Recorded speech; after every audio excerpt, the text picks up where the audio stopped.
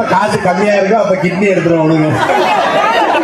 நாமக்கல் மாவட்டத்தில் ஏழை மக்கள் தங்கள் கடன் பிரச்சனையை தீர்க்க புரோக்கர்களின் தூண்டுதலின் பேரில் சட்டவிரோதமாக கிட்னியை விற்றது கண்டுபிடிக்கப்பட்டது. முறைகேடாக சிறுநீரக மாற்று அறுவை சிகிச்சை செய்ததாக திருச்சி சித்தார் மருத்துவமனை, பெரம்பலூர் தனலட்சுமி சீனிவாசன் மருத்துவக் கல்லூரி மருத்துவமனை ஆகியவற்றின் சிறுநீரக மாற்று அறுவை சிகிச்சை உரிமத்தை அரசின் மக்கள் நல்வாழ்வுத்துறை ரத்து செய்தது.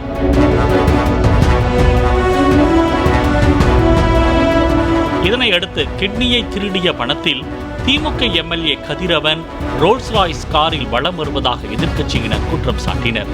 இந்த நிலையில் மண்ணச்சநல்லூர் சட்டமன்ற உறுப்பினர் கதிரவன் மக்களுடன் எம்எல்ஏ நிகழ்ச்சிக்காக திருப்பட்டூர் பகுதிக்கு சென்றபோது திமுக நிர்வாகி ஒருவர் கிட்னி திருட்டு விவகாரம் குறித்து எம்எல்ஏ கதிரவனிடம் கேள்வி எழுப்பினார்.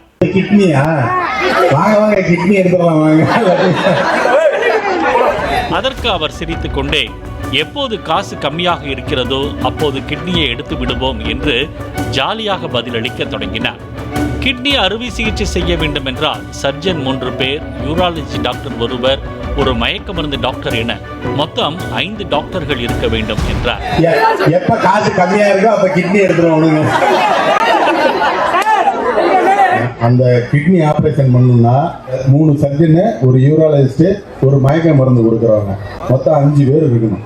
5 பேர் இருந்தால் தான் அந்த சர்ஜரி பண்ண முடியும். அது டாக்டருக்கு.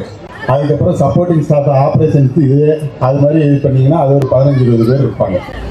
இதுக்கு எல்லாத்துக்கும் இப்போ இவர் இருக்காரு வச்சுக்கோங்க, இவர் எங்கள் ஒன்றிய சிலர் அதனால் ஒன்றும் சொல்ல மாட்டார். இவரை கூட்டிகிட்டு போய் நான் வந்து கிட்னி இப்போ ஆப்ரேஷன் பண்ணிட முடியுமா? அதுக்கு வந்து 3 பர்மிஷன் வாங்கணும். மதுரையில் போய் இவர் தான் பண்ணிக்கிறாருன்னா இவரையும் கூட்டிகிட்டு போகணும், இவங்க கொடுக்குறாங்கன்னா அவங்களையும் கூட்டிகிட்டு போகணும். அவங்க கூட்டிகிட்டு போகிறதுக்கு முன்னாடி தாசில்தார், ரிட்டையர்டு ஜட்ஜி, டிஆர்ஓ, அதுக்கப்புறம் போலீஸ் கமிஷனரு, அதுக்கப்புறம் அங்கே டீனு, மதுரை மெடிக்கல் காலேஜ் டீனு, இவங்க எல்லாம் உட்காந்து அப்ரூவல் கொடுப்பாங்க. அந்த அப்ரூவல் கொடுத்ததை எடுத்துக்கிட்டு திருப்பி இவங்களையும் கூட்டிகிட்டு நான் சென்னைக்கு போகணும். சென்னைக்கு போய் சென்னையில் வந்து அதே மாதிரி எல்லா கமிட்டிலையும் வந்திருக்கோம், அது இருக்கும். அதெல்லாம் பண்ணி கொடுத்த ஒருபாடு என்னோட வேலை என்னன்னா அந்த அப்ரூவல்லாம் வந்த ஒருபாடு நான் ஆப்ரேஷன் பண்றது. ஒரு அறுவை சிகிச்சைக்கு 10 லட்சம் ரூபாய் முதல் 12 லட்சம் ரூபாய் வரை கட்டணம் வாங்குவோம். எனக்கு 2 முதல் 3 லட்சம் ரூபாய் கிடைக்கும். என் அப்பாவின் ரோல்ஸ் ராய்ஸ் காரின் விலை 14 கோடி ரூபாய். நாங்கள் செய்த மொத்த அறுவை சிகிச்சை 252. எனக்கு ஒரு அறுவை சிகிச்சைக்கு 2 லட்சம் ரூபாய் தான் கிடைக்கும் என்றால் நான் எப்போது ரோல்ஸ் ராய்ஸ் காரை வாங்குவது? திருப்பட்டூர் ஊரில் உள்ள அனைவரின் கிட்னியை கழட்டினால்தான் வாங்க முடியும் என்று கூறினார்.